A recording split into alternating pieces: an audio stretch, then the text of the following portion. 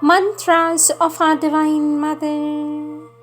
Our Divine Mother says, to live in the Divine with a life quite new, a life solely made of the Divine, of which the Divine should be the Sovereign Lord, and so all troubles will be transformed into serenity, all anguish into peace.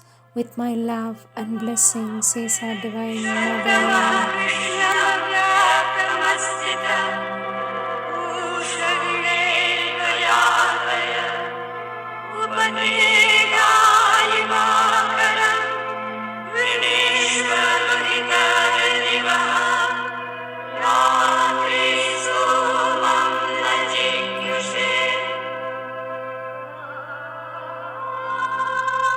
There he could stay the self, the silence one. His soul had peace. It knew the cosmic force. Then suddenly a luminous finger fell on all things seen or touched or heard or felt, and showed his mind that nothing could be known, that must be reached, from which all knowledge comes. The skeptic ray disrupted all that seemed, and smote at the very roots of thought and sense.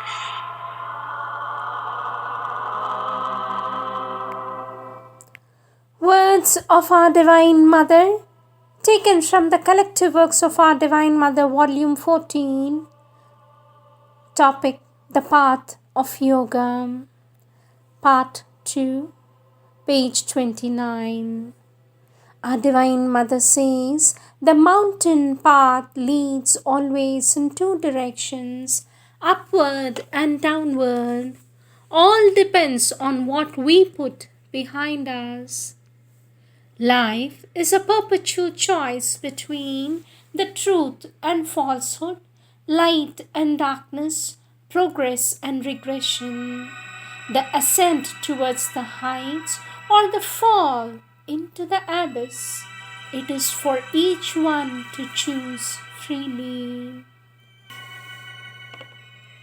In each one's life, says our Divine Mother, in each one's life a moment comes when he has to choose between the path and the muddle. You cannot put one foot here and one foot there. If you try to, you will be torn to pieces. A heart that does not choose is a heart that will die. You take up the spiritual path only when you feel you cannot do otherwise. When the path is known, it is easy to tread upon it. To follow the path to the end, one must be armed with a very patient endurance. On the spiritual path, each step forward is a conquest and the result of a fight. The road to the divine, always long, often dry in appearance, but always abandoned in its results. Ascension, stage by stage, one climbs towards the consciousness. Spiritual ascension, fearless, regular, uninterrupted. One will pass through as many stages as it is necessary to take, but one will arrive. The intellectual attitude comes first and practice follows little by little. What is very important is to maintain very alert the will to live and to be what one wants to be, the truth. Then it is impossible to stop and even more to fall back. Rolled ever upon the ocean sands of life. The huge creator, death, a mystic void, forever sustaining the irrational cry, forever excluding the supernal world, motionless, refusing question and response, reposed beneath the voices and the march, the dim, unconscious, dumb incertitude.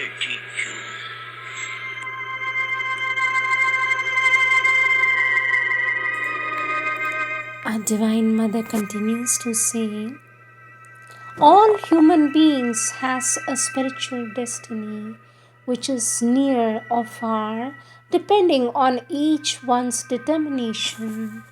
One must will in all sincerity. All depends upon the choice of the force that you allow to make use of you as its instrument, and the choice has to be made at every moment of your life. It is the conflict in you between what is attached to ordinary life and what aspires for the divine life. It is up to you to choose which is the strongest in you and to act accordingly. A Divine Mother says you can follow the meanderings of innumerable reincarnations or choose the steep and rapid path of intensive sadhana. He who follows the steep path that climbs the heights can easily slip down into the abyss. For those whose destiny is to scale the summits, the least false step risks being a mortal danger. The perfect path, for one the path which leads fastest to the divine, always gold and gold and gold, a torrent of golden light pouring down in an uninterrupted flow and bringing with it the consciousness that the path of the gods is a sunlit path in which difficulties lose all reality. Such is the path open before us if we choose to take it, says our Divine Mother.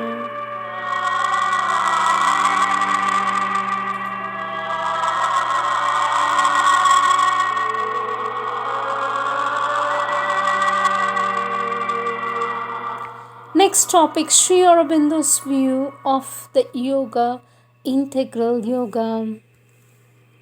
Our Lord Sri Aurobindo has written, says our Divine Mother, Sri Aurobindo's view, the world as it is not the divine creation it is meant to be, but an obscure and perverted expression of it. It is not the expression of the divine consciousness and will, but this is what it is meant to become.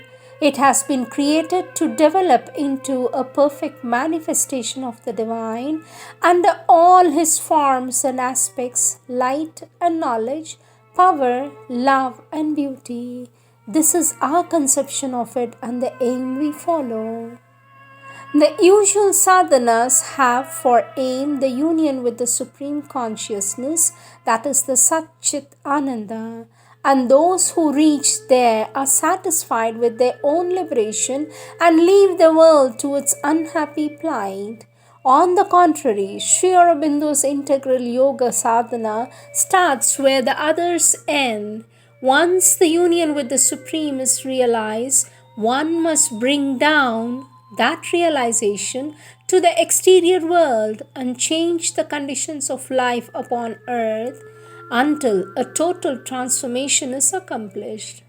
In accordance with this aim, the sadhaks of the integral yoga do not retire from the world to lead a life of contemplation and meditation.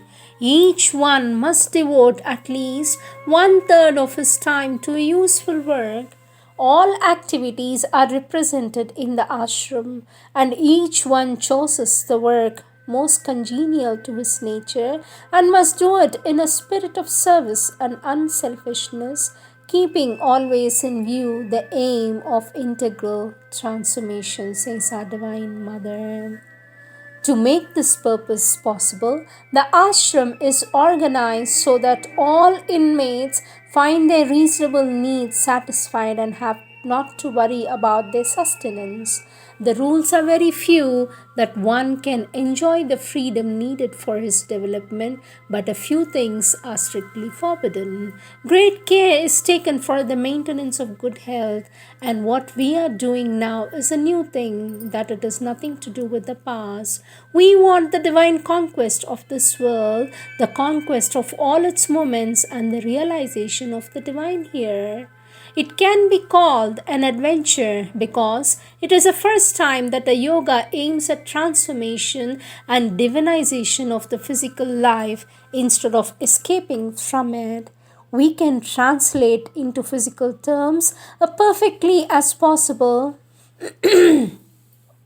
Our Divine Mother says we want to translate. Far shimmering background of mind space, a glowing mouse was seen, a luminous shaft, a recluse gate it seemed, musing on joy, a veiled retreat and escape to mystery, as if a message from the world's deep source, an intimation of lurking joy that flowed out from a cup of brooding bliss. There shimmered, stealing out into the mind, a mute and quivering ecstasy of light, a passion and delicacy of roseate fire.